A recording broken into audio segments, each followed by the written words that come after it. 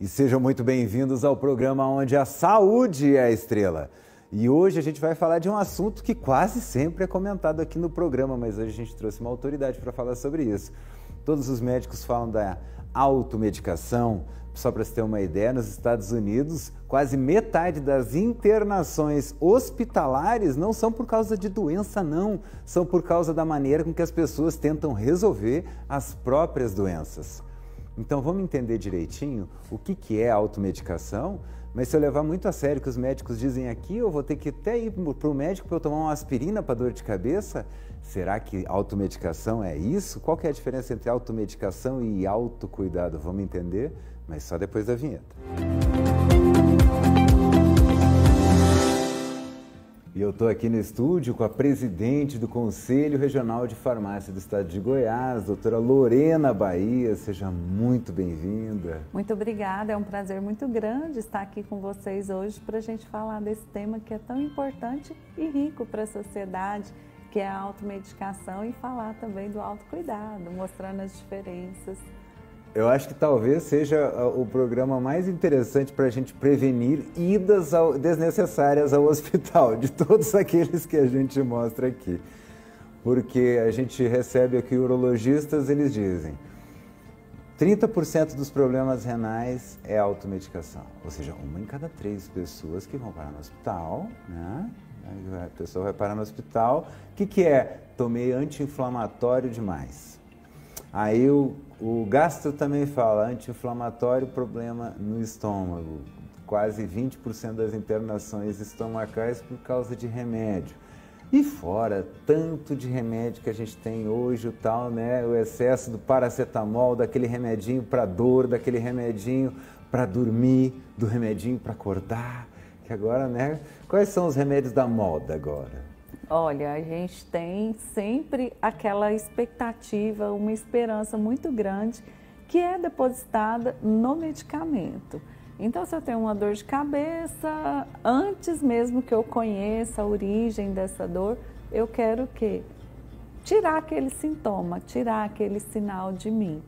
Então, as pessoas, como você bem relatou, usam medicamento para dormir, depois usam medicamento para prestar mais atenção, para ter o foco, usa medicamento para conseguir melhores resultados, um melhor desempenho na academia, depois eu uso medicamento para tratar minha calvície.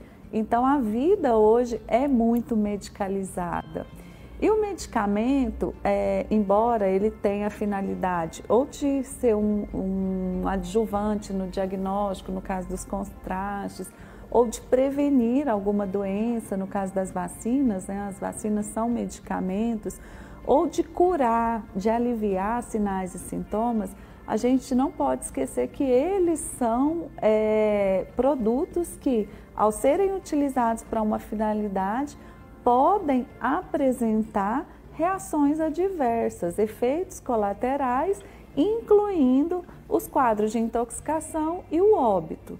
Então, você pontuou muito bem a questão das internações que são frutos do uso de medicamento. E esse uso ele pode acontecer de uma forma inadequada, muitas vezes sendo fruto de uma automedicação.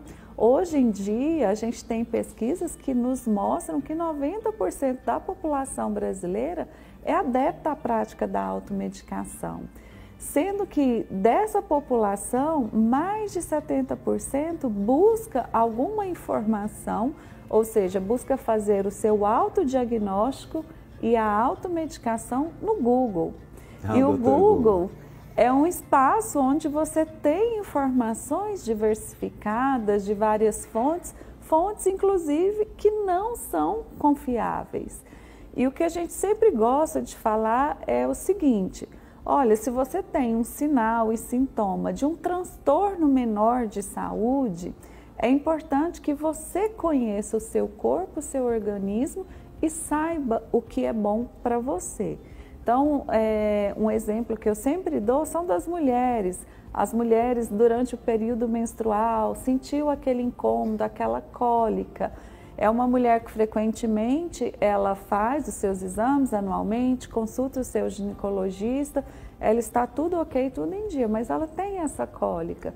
Então, o farmacêutico pode auxiliá-la na escolha de um medicamento que seja isento de prescrição.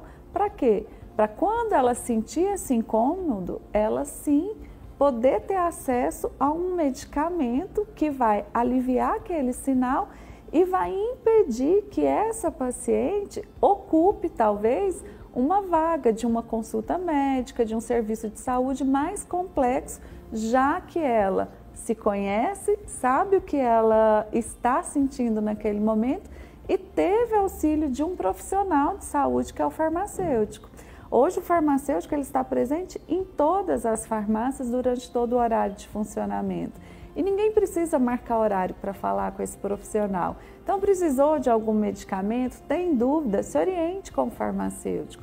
E é claro, esse profissional faz a triagem também desse paciente para uma situação de saúde mais complexa, para um nível de atenção mais complexo com outros profissionais. Então, é preciso que a gente se conheça e que a gente tenha responsabilidade no uso desses medicamentos para evitar essa série de reações que podem ser advindas do uso incorreto de medicamentos. Muito bom isso que a senhora comentou, que eu acho que é uma grande vitória. Duas grandes vitórias que a gente tem é de não vender remédio em supermercados. Esse lobby não conseguiu ainda vencer de conseguir colocar em prateleira de supermercado para ser comprado como comida. Mas continuam tentando, por incrível que pareça. A luta é Essa eterna. luta é antiga. Eu me lembro na época de faculdade, 1993, já se falava nessa possibilidade. Então são projetos de lei que eles vêm, saem, voltam com outro nome. Espera trocar o Congresso. Exatamente. Ali, opa, renovou. Mas, agora o Alexandre Frota vai. O Alexandre Frota vai votar para mim. Então, né, de Ulisses Guimarães para Alexandre Frota, a gente diminuiu bastante o nível intelectual do Congresso, né? Sim. E sim, pode processar. Agora o que você falou também, de ter um farmacêutico o tempo inteiro dentro da farmácia. Isso é muito importante, não é? Sim, o farmacêutico ele faz da farmácia um estabelecimento de saúde.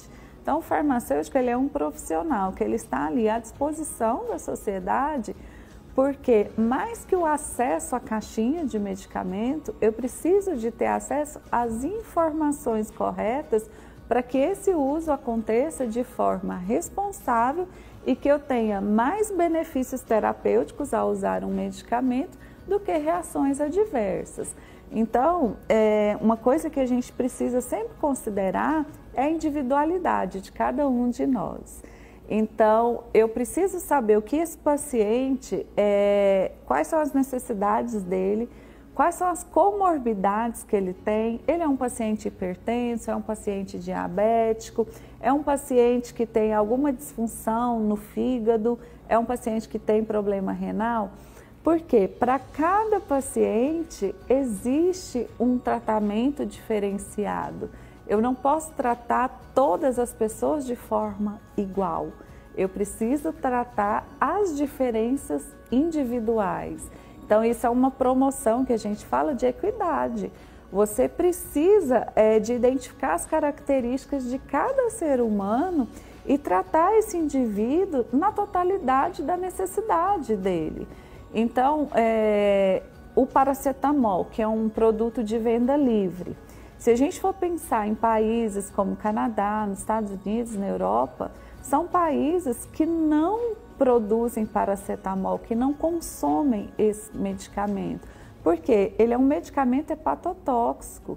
Então, ele é contraindicado, por exemplo, para pacientes que fazem uso frequente de bebida alcoólica. Porque eu posso sobrecarregar o fígado desse paciente e desenvolver nesse paciente uma hepatite medicamentosa. Então, existem situações que são avaliadas pelo farmacêutico no balcão da farmácia.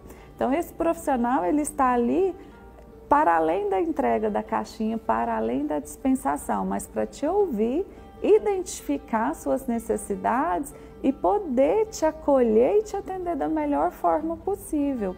E uma coisa que a gente sempre tem que ter lembrança quando a gente fala de medicamento, isso já é da época de Paracelsus, O que diferencia o medicamento de um veneno é a dose. É a dose.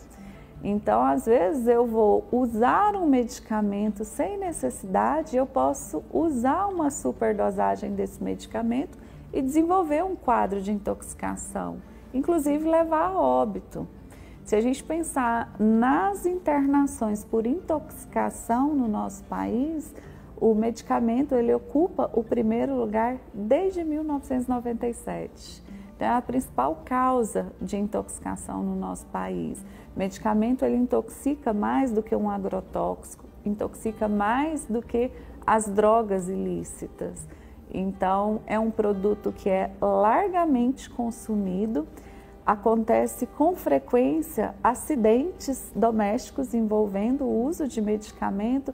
Às vezes, o medicamento ele fica condicionado ao alcance de crianças, de animais domésticos. Às vezes, a gente tem idosos também com acesso facilitado a medicamento e ele se confunde, toma o mesmo medicamento 2, 3 vezes. Então, todas essas questões, elas precisam ser pensadas. E hoje o farmacêutico ele está disponível para isso, para te auxiliar, para retirar as suas dúvidas. Eu gosto sempre de orientar as pessoas. Você tem, eu acredito que você tenha também nessa casa, a farmacinha caseira. Claro. Então, foi na farmácia, leva a sua farmacinha, fica lá com o farmacêutico para separar os medicamentos que precisam ser inutilizados, fazer o descarte correto desses medicamentos na farmácia. Hoje a gente tem uma série de farmácias que recolhem medicamento vencido, medicamentos que estão fora do prazo de validade. Então, é necessário a gente fazer isso e fazer a separação de medicamentos. Isso é interessante porque o medicamento ele é igual pilha, ele é altamente poluente, né? Não Sim, tem uma contaminação dos lençóis freáticos. Então, não é uma substância inerte que você pode descartar no vaso sanitário, no lixo comum. Muita gente, às vezes, pega aquele restinho de xarope, joga lá na pia. Isso tem uma contaminação que retorna para as nossas casas. Principalmente quando se trata de antimicrobiano. Então, a gente tem estudos que mostram que os próprios lençóis freáticos estão contaminados com algumas substâncias que são usadas no controle das infecções. Então, talvez aquele medicamento volta para a nossa casa, né, pelos lençóis, através da água que a gente consome, e quando você realmente tiver necessidade de usar um antibiótico, pode ser que ele não faça efeito, porque você já está resistente àquele medicamento da água de uma forma indireta. Interessante também que a senhora colocou da questão de medicamentos sem receita. Paracetamol vendido livremente, e agora que a senhora falou da questão da toxicidade, me chamou a atenção que uma vez eu li que o paracetamol foi inventado em 1877. Sim. Mas ele começou a ser comercializado só em anos 50 ali, 1953, se não me falha a memória. Quer dizer, quase 100 anos aí, 80 anos, para conseguir transformar o veneno em remédio. E a gente tem essa ideia de que só porque não precisa de receita, se não precisa de receita não vai fazer mal. Isso é verdade ou até que ponto? Por que o uso da receita? Por que o medicamento perigoso é vendido sem receita? Olha, os medicamentos que são isentos de prescrição, eles são dispensados sem apresentação da receita, então são medicamentos de venda livre. Mas são medicamentos que não são isentos de reações adversas. E aí há de se considerar a individualidade de cada um de nós.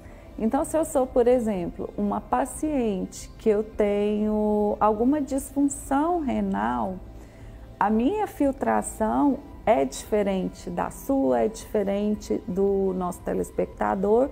Então, eu preciso de ter um olhar diferenciado para as minhas necessidades.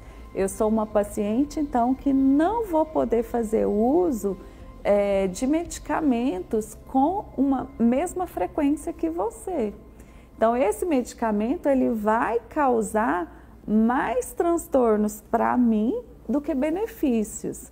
Então, existem outras terapias não farmacológicas que podem me ajudar a resolver os meus problemas que não o medicamento.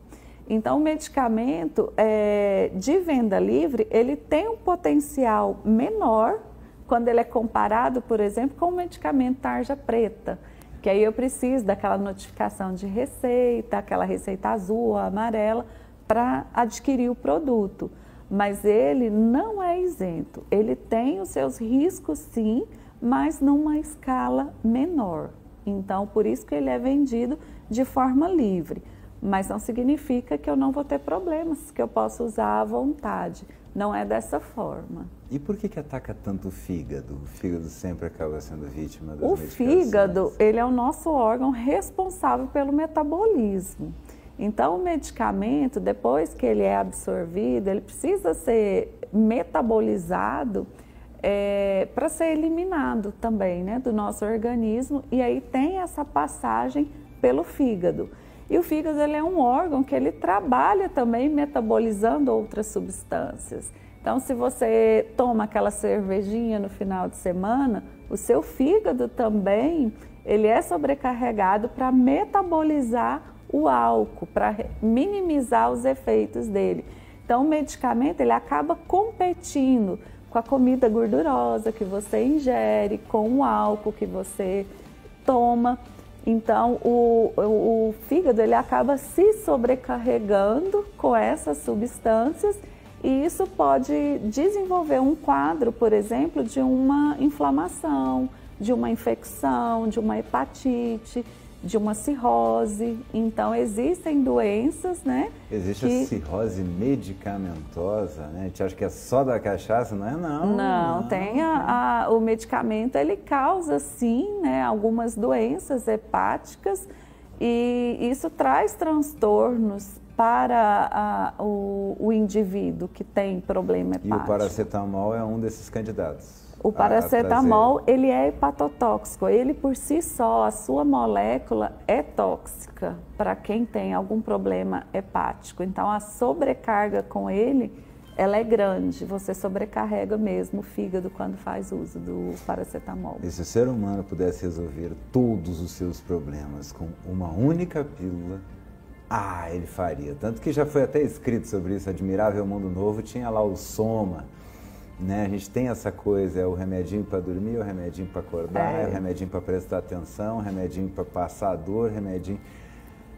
Como é que a gente trabalha isso? Agora que antigamente para você, né, você tinha que fazer para você ter a saúde, você tinha que fazer exercício, hoje você toma remédio, você toma um Mounjaro de um lado, o Ozempic do outro, e a reposição de testosterona aqui já fica desse tamanho, como lidar com a mágica que o ser humano quer o tempo todo, de tomar uma pílula e resolver seus problemas?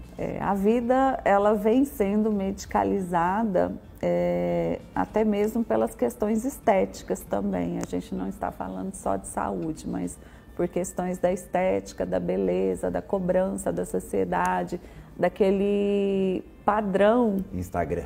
É instagramável. Então, eu vejo no Instagram, aquela blogueira anuncia que está tomando os cliques do Ozempic, eu preciso disso para ontem porque eu estou acima do peso.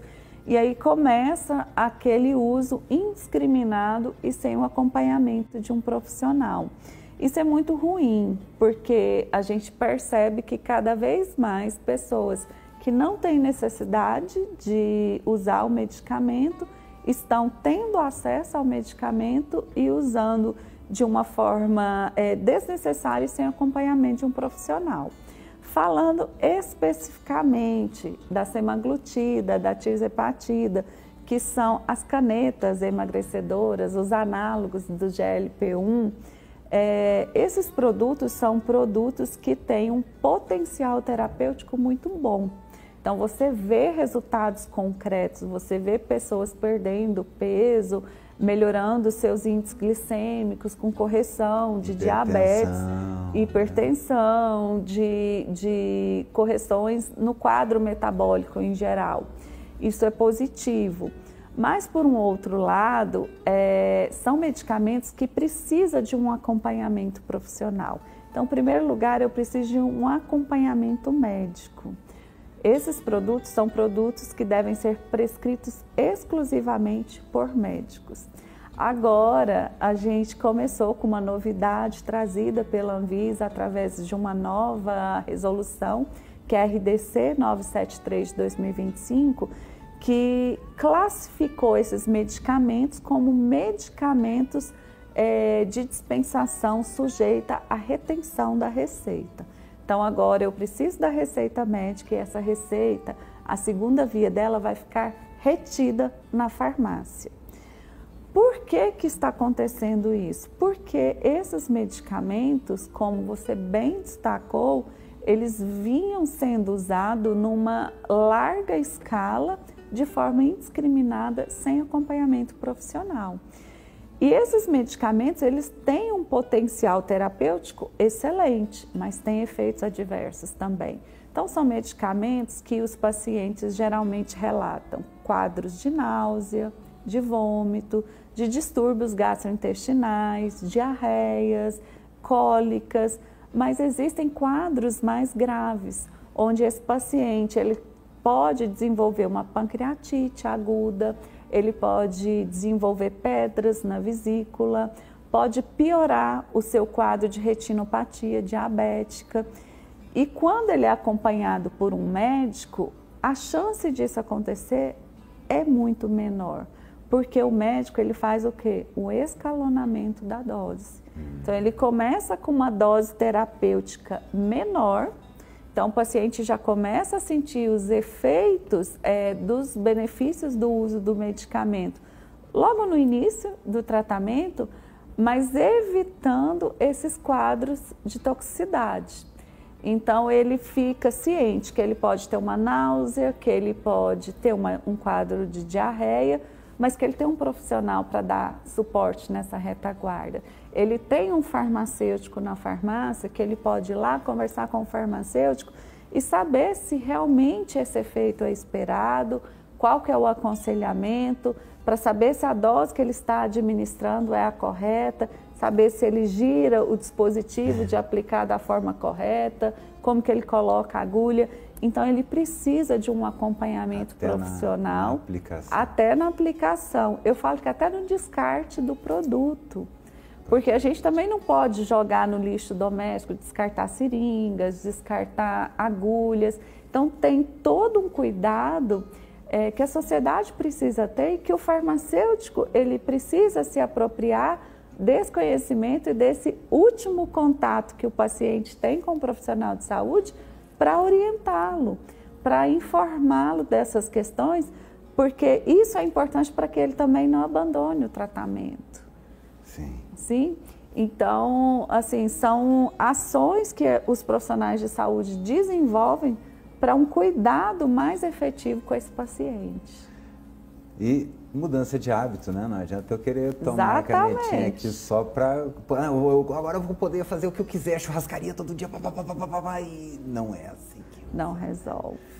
A gente sempre fala que esses tratamentos para emagrecimento, para controle glicêmico, é uma tríade. Então, você precisa associar o tratamento farmacológico a medidas não farmacológicas, como atividade física. Atividade física é um medicamento, é um remédio que a gente fala, porque traz resultados muito positivos.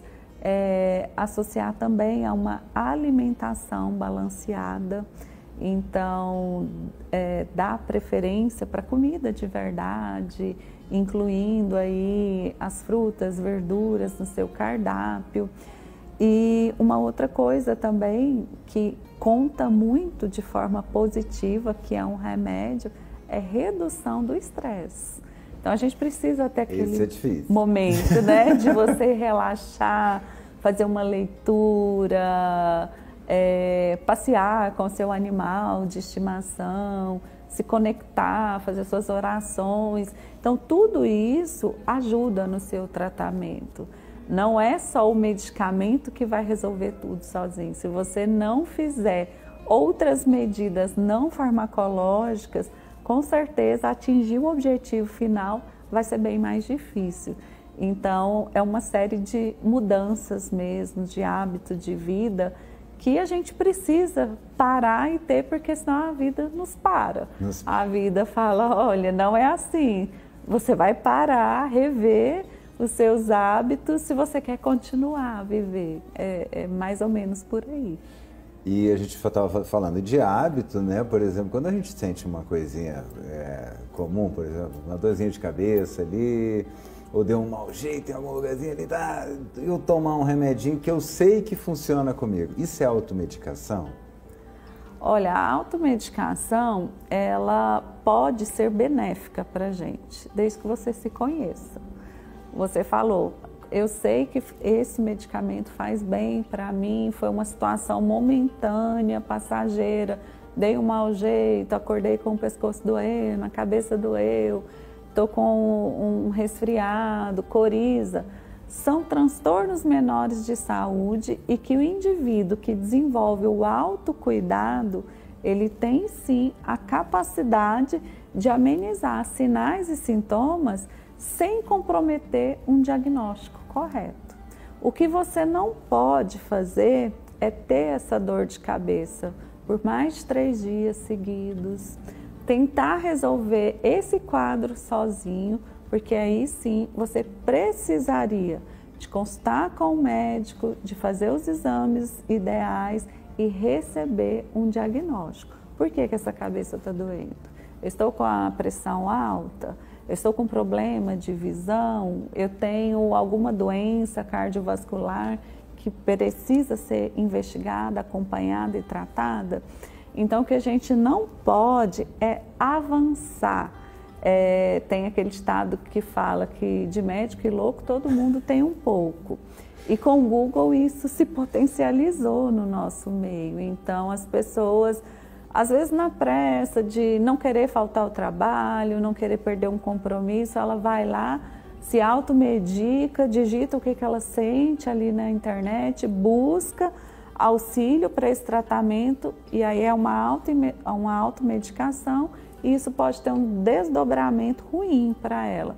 Mas quando ela se conhece, quando ela é consciente, ela quer só um alívio momentâneo, tudo bem. Não é um problema de saúde pública. Não vai incomodar seu médico para tomar uma aspirina, né? Não, é bem isso. Mas então, olha, infelizmente nossa entrevista voou, você vai ter que voltar aqui só para falar de Ritalina e Zolpidem. Rápido. Vai ser um prazer estar aqui com vocês novamente. Tá uma loucura. Ritalina e Zolpidem são medicamentos largamente usados, inclusive como droga de abuso. Sim, né? Zolpidem, concurseiro agora adora o tal da Ritalina. Tem vestibular, vou usar a Ritalina, não funcionou, vou passar para o Venvance, vai mudando de medicamentos, tem o Atenta. Então, vai ser um prazer estar aqui com vocês novamente. Gostei muito desse bate-papo mesmo, fiquei muito à vontade. E quero colocar o Conselho Regional de Farmácia à disposição de vocês. Aqui no estado de Goiás, nós já somos mais de 15 mil farmacêuticos. Então, todos estão à disposição da sociedade. Então, muito obrigada pela oportunidade. Eu que agradeço com essas dicas maravilhosas. A gente entende, o remedinho é para passar alguma coisa, você tomar uma coisinha porque você está com dor. Hoje não tem problema não, amanhã continua, depois de amanhã. Não faz autodiagnóstico, tá? Autodiagnóstico talvez seja mais perigoso que a automedicação. Então, tomou, não passou, vai no médico. Isso. Não consulta o Dr. Google, não. O médico passa muitos anos dentro da faculdade de medicina e depois em hospital. O Google não, o Google só está ali no seu computador. Então cuide de você. O melhor remédio, aqui a farmacêutica falou, o melhor remédio, boa alimentação, exercícios físicos e paz no coração e na cabeça, tá? Evitar estresse, eu sei que é difícil, mas para um pouquinho, para de ler postagem e vai ler um livro. E com esses conselhos a gente se despede, até o próximo programa. Um grande beijo.